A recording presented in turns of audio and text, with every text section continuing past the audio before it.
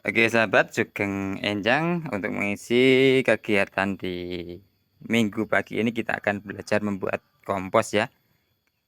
Sebelumnya Bismillahirrahmanirrahim. Semoga pagi ini dan seterusnya kita selalu diberikan kesehatan dan kelancaran usaha apapun. Kemudian di hutan sana ada pohon bambu yang cukup banyak daunnya berceceran, akan kita coba buat kompos. Oke, langsung saja kita menuju ke papringan atau hutan bambunya.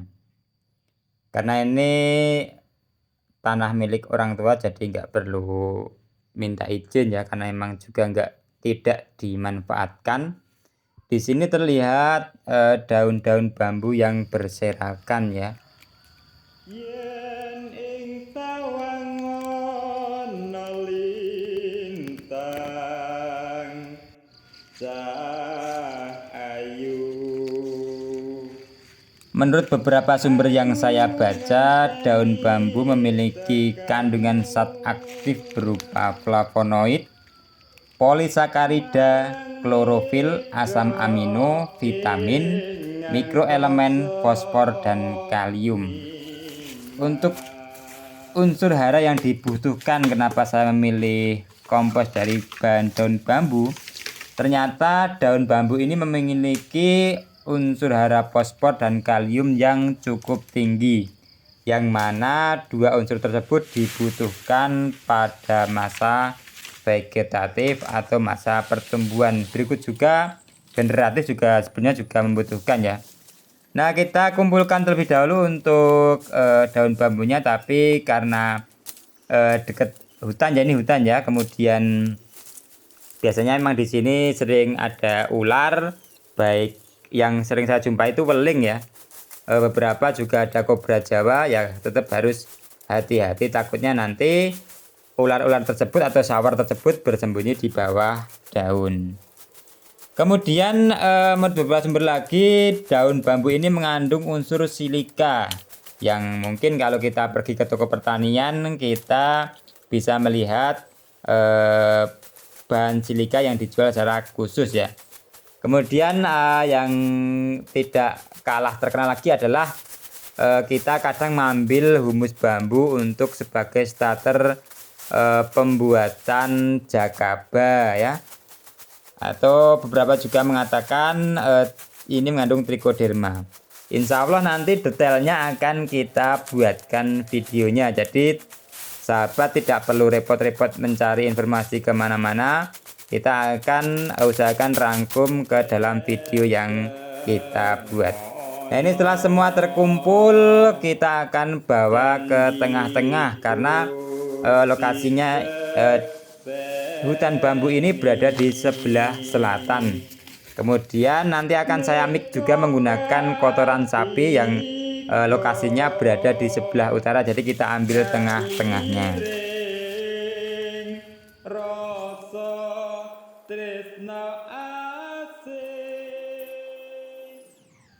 Nah, kita taruh di sini saja. Nanti kemudian kita akan tumpuk dengan kotoran sapi. Di sini untuk daun bambunya saya gunakan sebagai alas bagian bawah. Kemudian nanti atasnya akan saya tumpuk dengan kohe sapi. Sebelum kita ambil kohe sapi, kita persiapkan dulu untuk bakteri starternya. Karena memang ini saya kultur sendiri, jadi untuk stoknya alhamdulillah aman. Jadi saran saja untuk sahabat pecinta tanam-tanam atau petani atau calon petani seperti saya, lebih baik untuk bakterinya dikultur sendiri sehingga nanti tidak dikit-dikit beli, yang mana akan mengurangi biaya produksi serta harapannya nanti memaksimalkan hasil produksinya atau kalau dijual ya keuntungannya. Kemudian kita ambil angkong atau celeng untuk mengambil kohe sapinya.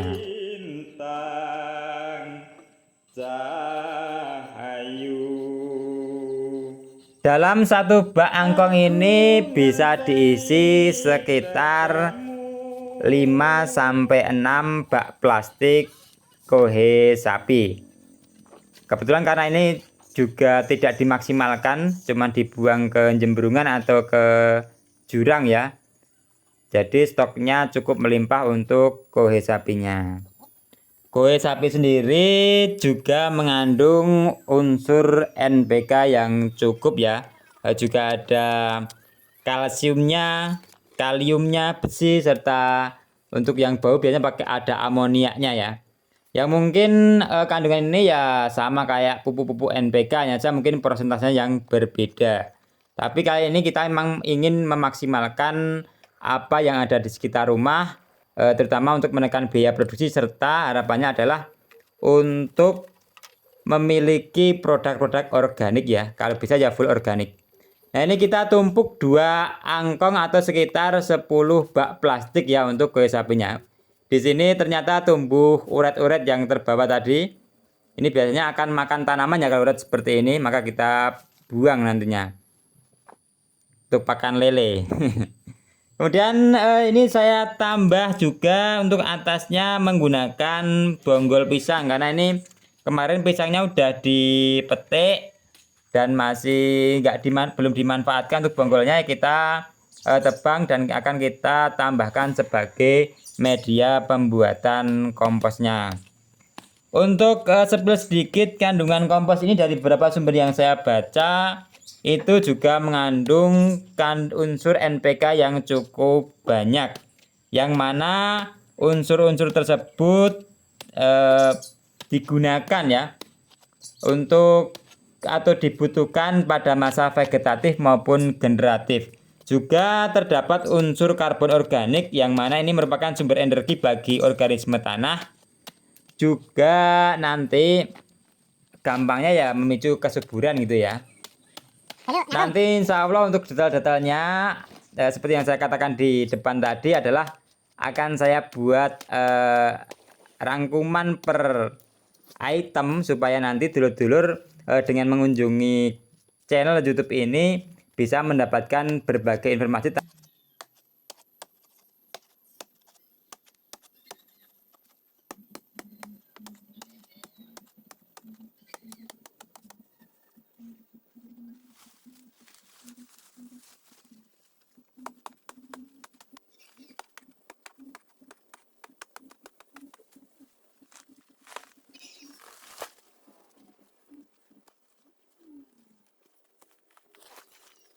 Kalau bisa untuk pencacahan dibuat yang sehalus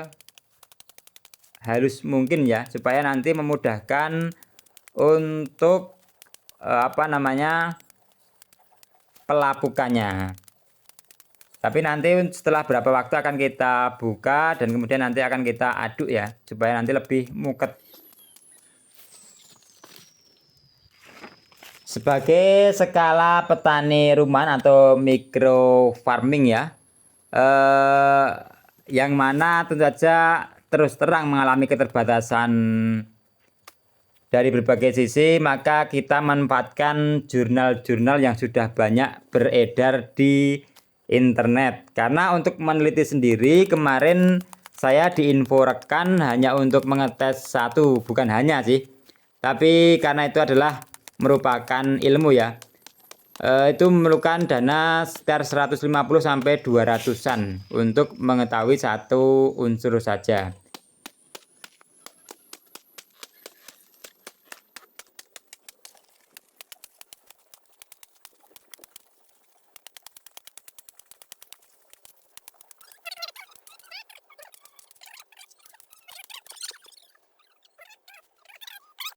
Nah tadi setelah batang pisang kita tutup lagi menggunakan daun bambu, serta kita tutup lagi menggunakan kohe sapi 2 angkong atau sekitar 10 sampai 12 bak. Atasnya kita akan taruh tanaman balakasida yang di video sebelumnya sudah pernah saya ulas ya. Nanti jika kurang lengkap akan kita ulas kembali, kemudian kita tumpuk lagi, kita berikan topping kohe sapi lagi. Ini harapannya nanti tetap sama, yaitu untuk supaya mempercepat pelapukannya. Karena biasanya kalau kering basah itu cepet ya. Daripada basah saja biasanya cuman jadi kayak jemek itu ya, kayak apa itu, kalau kering basah biasanya cepat lapuk di samping kandungan mikroorganisme di dalamnya. Tadi setiap per step atau per lapisan kita ciprat menggunakan bakterinya ya. Sebenarnya kalau mau bagus bisa juga ditambah molase ya, atau gula, tapi karena ini menghemat kos produksi ya kita pakai ini aja. Nanti semoga ke depan ada biaya dan kita bisa bandingkan dengan penggunaan molase. Kita tutup dan semoga informasi ini, videonya ada manfaatnya. Saya ucapkan matur nuwun untuk sahabat sekalian yang berkenan berkunjung di channel ini. Monggo silahkan berkomentar, semoga atau kritik sarannya, dan kita belajar bersama di channel ini.